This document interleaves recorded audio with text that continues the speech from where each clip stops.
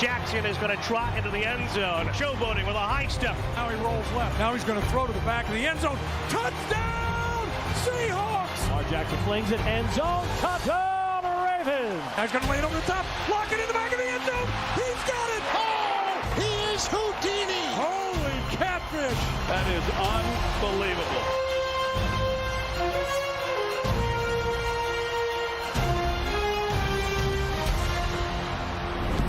Chris Collinsworth here in studio with us today, repping his company PFF, which assigns grades to every player in the league every week and has the leading MVP candidates graded like this on this season. You may be surprised to learn that Aaron Rodgers at 82.7, he is the 9th ranked quarterback according to grade. And Lamar Jackson, he is not number 1. The leader in the clubhouse for the MVP award is actually second on this list to Russell Wilson. So clearly there is an argument to be made for the Seahawks quarterback taking home the hardware.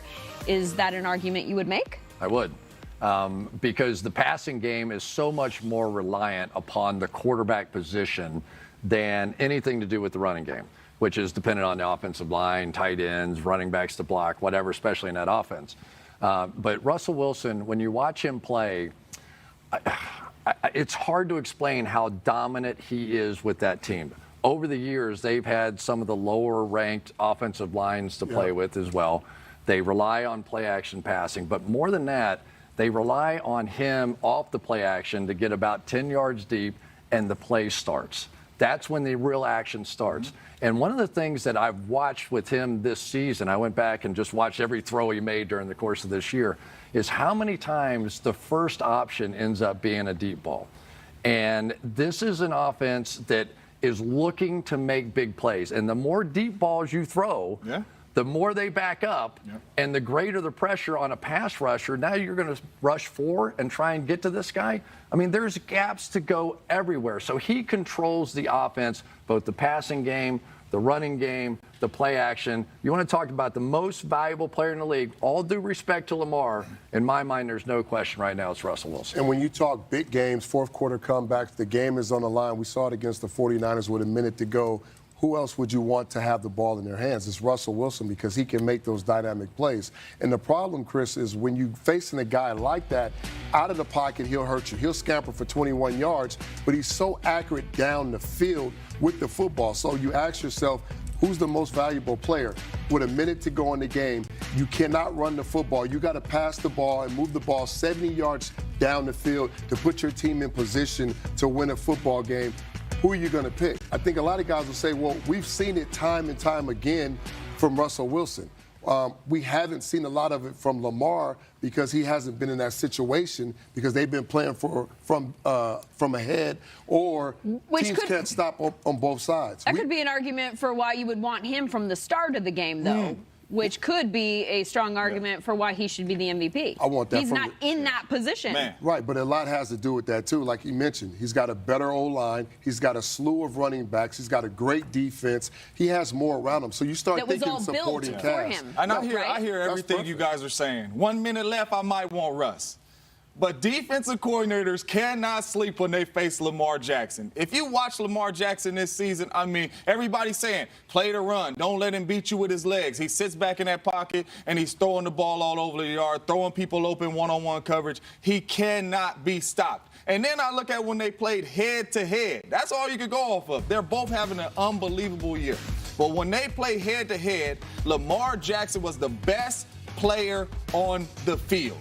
And to me, that means MVP. There's nobody in this league right now that can stop Lamar Jackson. And there's nobody that wants to face Lamar Jackson. He's too dynamic in the run game and the pass game. This offense is unbelievable. And he had his chance last week, and he went down on the best defense in football and got 3 points and won that game for his team. Lamar Jackson is the MVP. I got a quick question. If you take Lamar Jackson off of that team with all those players, and put RG3 in there? No. And put him like on a Cincinnati Bengals or another team.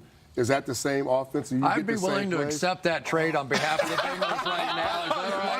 I will accept. I just have to get you going. But he's that type of player. I think he makes everybody around him better because his skill sets. I think the Cincinnati Bengals will be much more dominant with Lamar Jackson. We just haven't seen it on a consistent basis, like the sample size, and I get it. Yeah, MVP is over this year. He's phenomenal. Yeah. But we've seen Russell down and come back and win football games. That's all. So the genesis for this whole conversation was the grades that PFF supplies.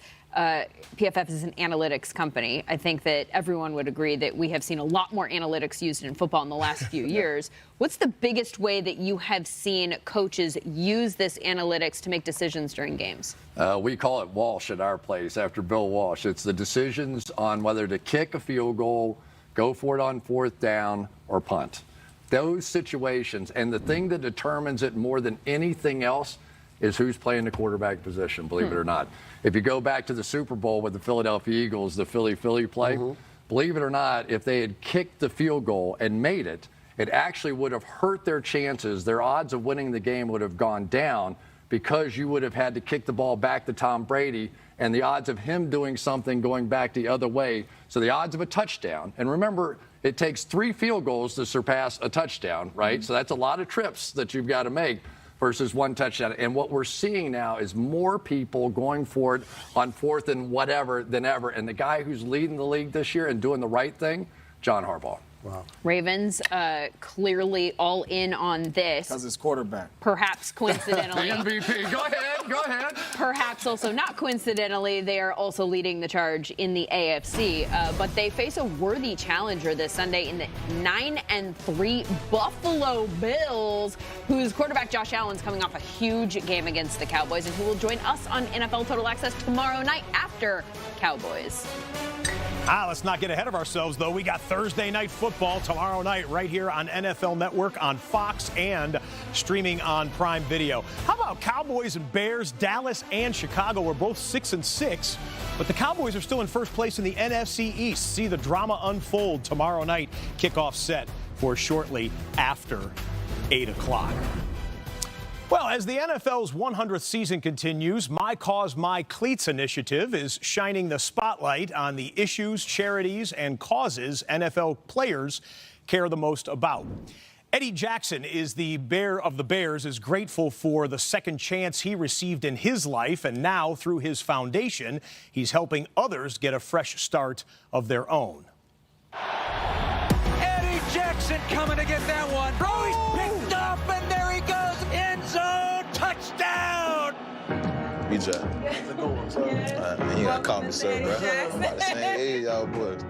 This year, My Cause, My Cleats, I will be honoring my Remain in Reach Foundation, just to, highlight that it's never too late, giving youth, juvenile delinquents a second chance to show them it's a better way. Well, first of all, I'd like to thank everyone for coming today. Mr. Jackson, we're truly pleased to know that you've developed an interest for the Youth Empowerment Program. I was in, y'all's situation. My sophomore year, I got arrested. My junior year, I got kicked out of school. I've been to jail like 3 times. A lot of people don't know that. I grew up in Lauderdale Lakes, Florida. We had our tough times, being around crime, breaking into houses, doing all that, robbing people. I had somebody tell me to drop out of school in middle school, bro. My guidance counselor, she told me, you might as well drop out of school. It sucks to know that people actually come in and tell these kids these things that really try to crush their goals. So that's why I started this foundation, to show them that you can achieve anything you put your mind to. I be trying to learn, and still you need the education to get a career, all that stuff. It just take time. I don't know. Once you see a test, you forget everything. Everything black. So what you supposed to do? But that's when you start feeling sorry for yourself, bro. Don't feel sorry for yourself. All you gotta do is show somebody that you really care, that you trying to change. When somebody see that little light in you, that what it took for me, just to show them, like, man, listen, you got a support system that's gonna help you keep pushing and fight your goals. Whatever your goals is, we're gonna help you reach your goals, bro. Just stay focused, dog. You got a strong mind on your shoulder. You a young man, but you can tell you've been out here for a while. Don't give up. Yeah. Don't give up. Man. Tough times don't last, tough people do. And that just shows you, like, no matter what you go through, don't be a victim of your circumstances. Just show people that you're trying. That's all it takes, just that little change. And what's a better way of doing that for, My Cause, My Cleats? And we will be profiling causes like Jackson's throughout the remainder of the season. For more information, you can visit NFL.com/mycause.